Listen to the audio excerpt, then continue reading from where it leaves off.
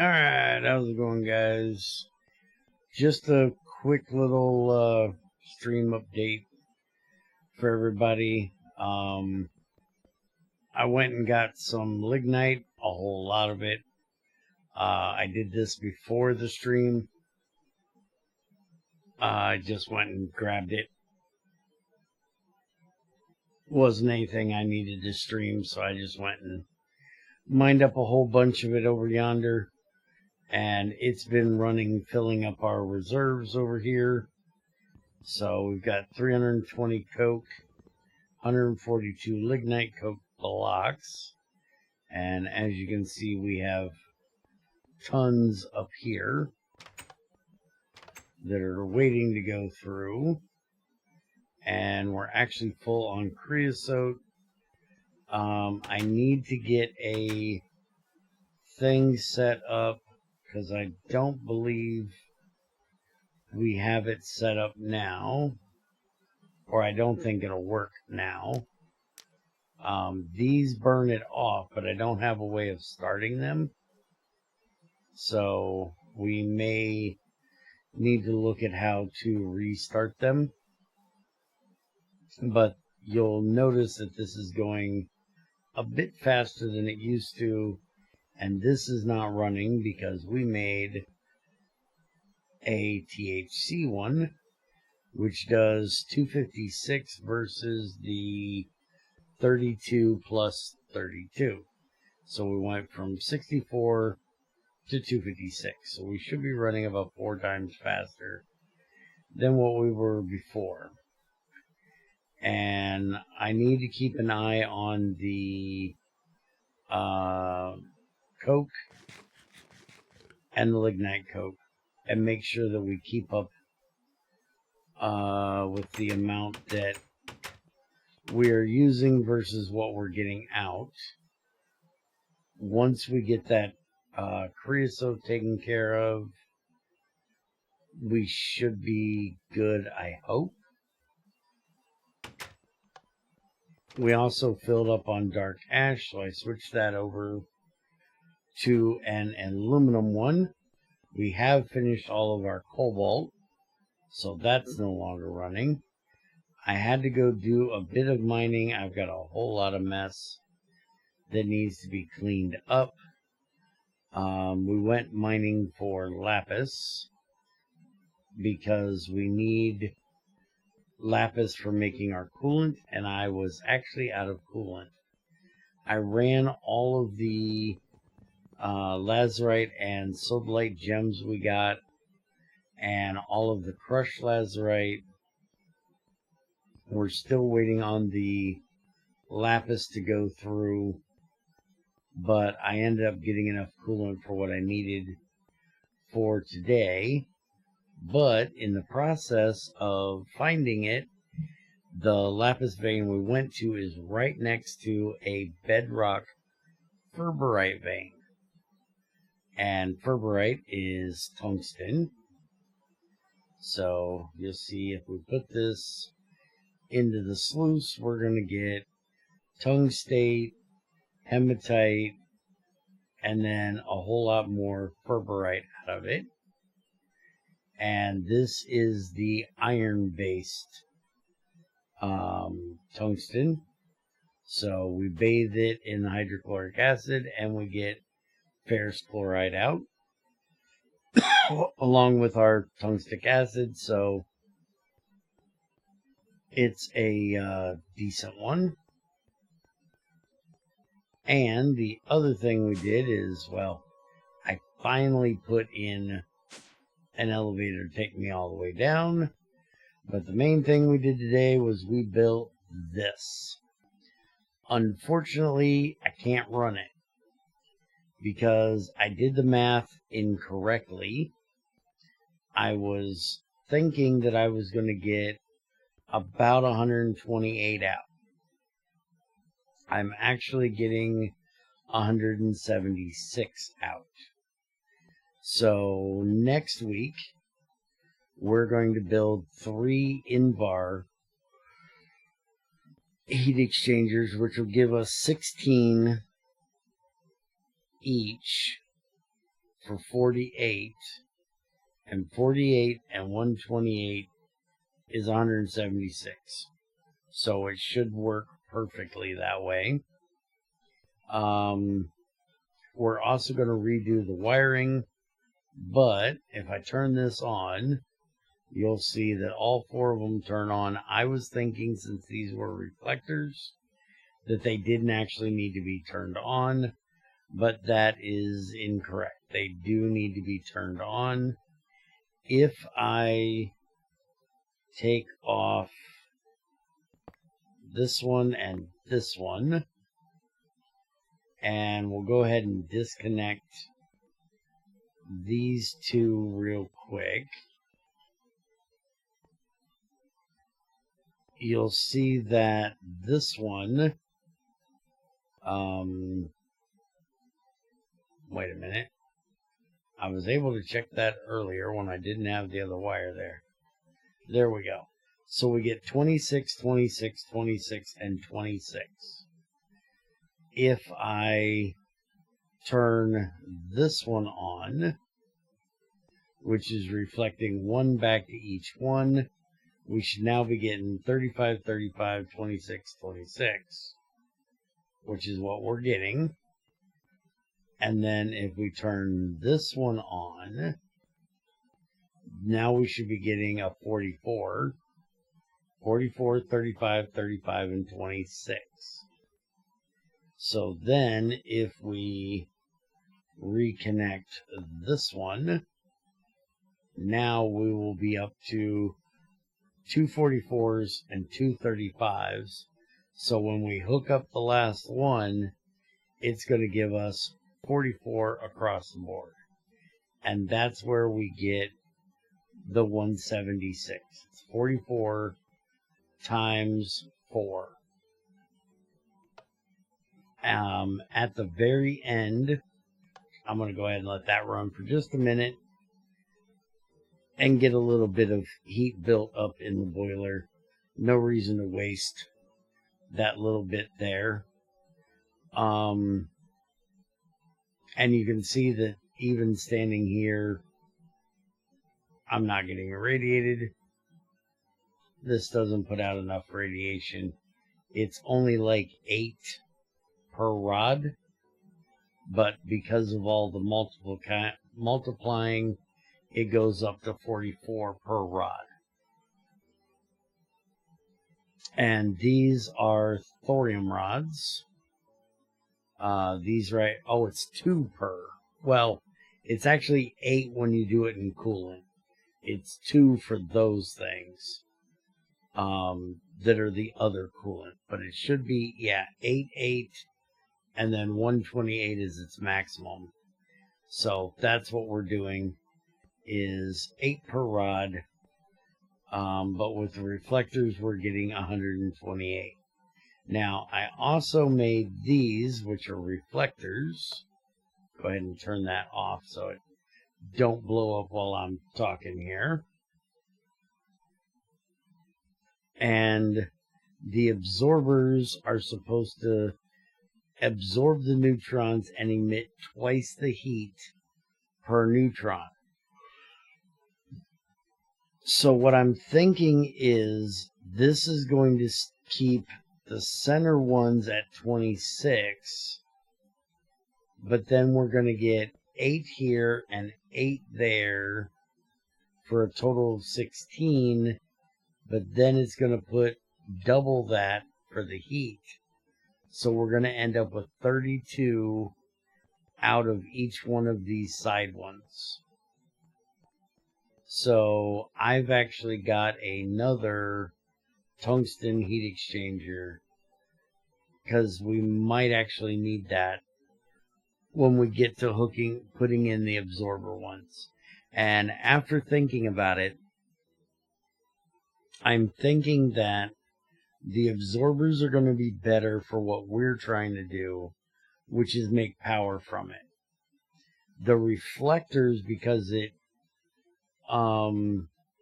boosts the reaction of the rods because it's reflecting it back on them, would be better for breeder rods, which I've never messed with yet. Where are those are enriched rods. There we go. Thorium 232 turns into a uranium 233 enriched rod. So it absorbs neutrons to breed into an enriched rod, emits half the heat per neutron on this rod. So what I'm thinking is, well, I don't even know if that would work, because this doesn't put out anything itself. Emits half the heat per neutron on this rod. Can't breed with neutrons from moderated fuel rods. The loss value gets subtracted from the neutrons entering this rod. This applies to each side where neutrons enter, not to the total of all sides. Remaining neutrons on this rod get added to the breeding process. So I definitely need to check that out. But I was thinking that the reflector would help with that. But you wouldn't be able, unless, maybe. It says it reflects back to its source, though. So I don't know that reflectors would even help with that.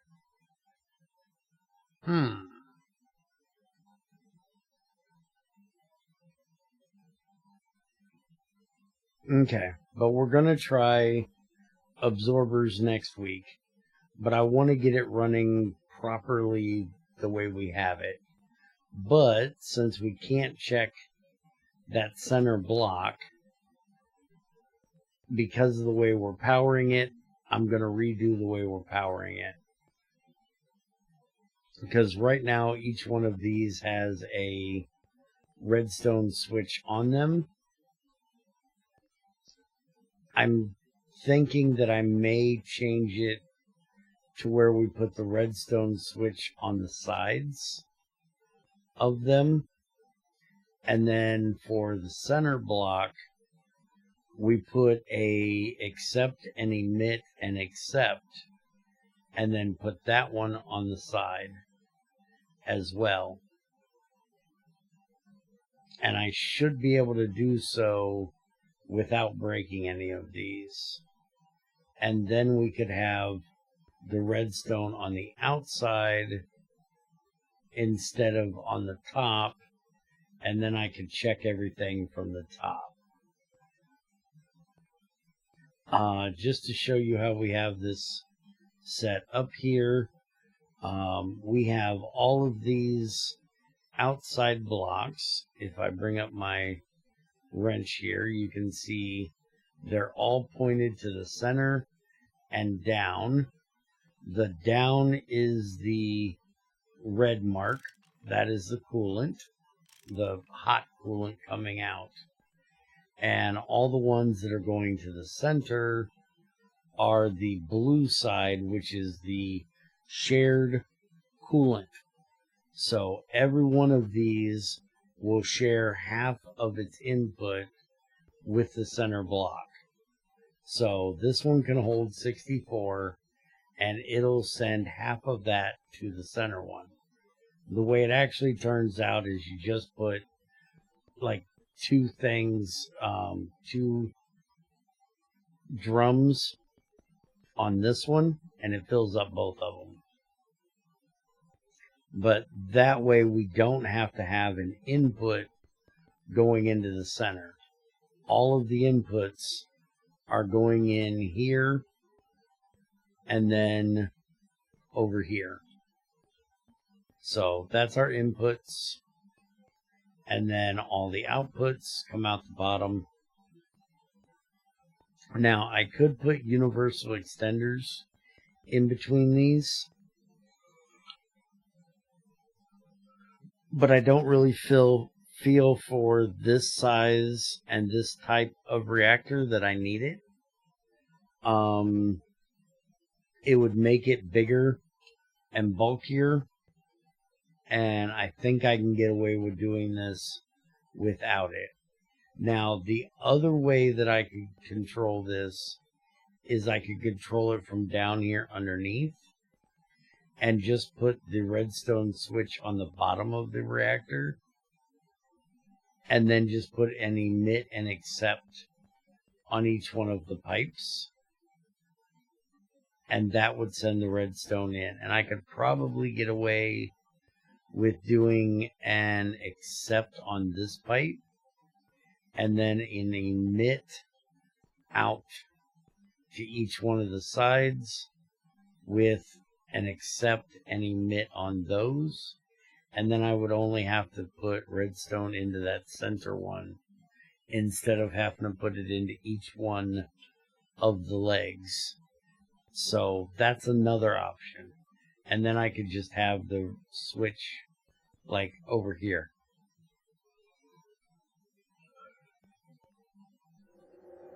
But anyways, that's what we've been up to today. For the math of what this is going to put out, if it's 44 per rod times 4 rods, that's 176 neutrons that we're going to be putting out. That's 176 heat units that we're going to be putting out. Now, if we multiply that by 2,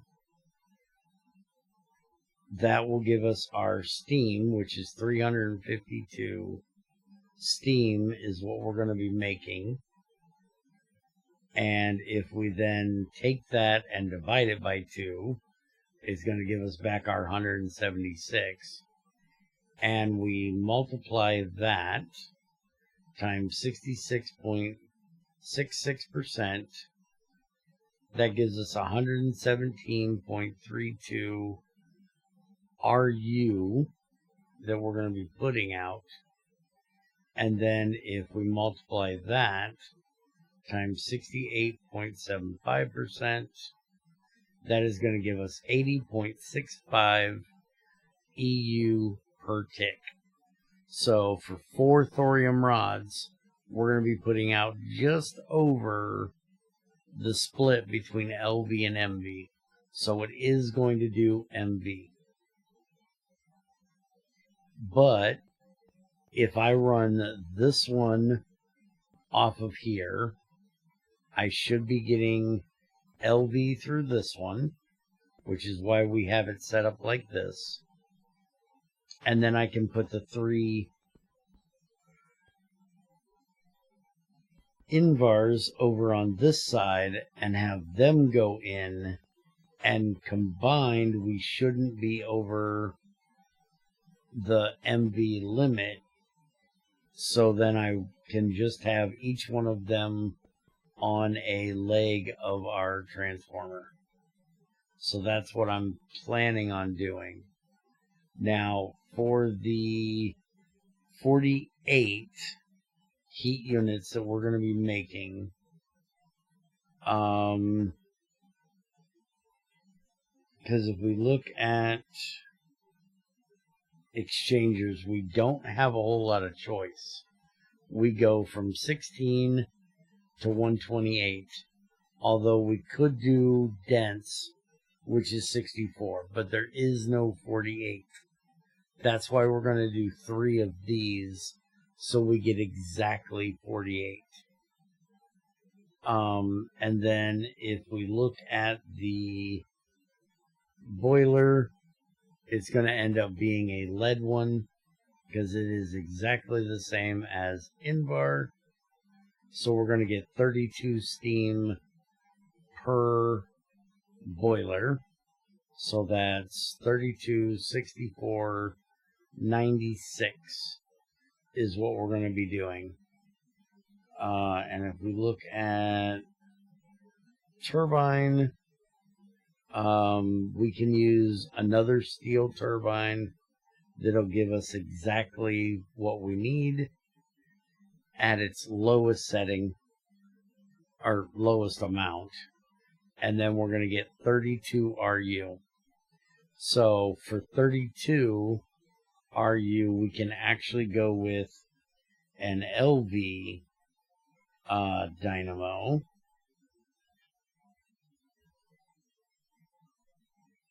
And 32 RU will make 22 EU.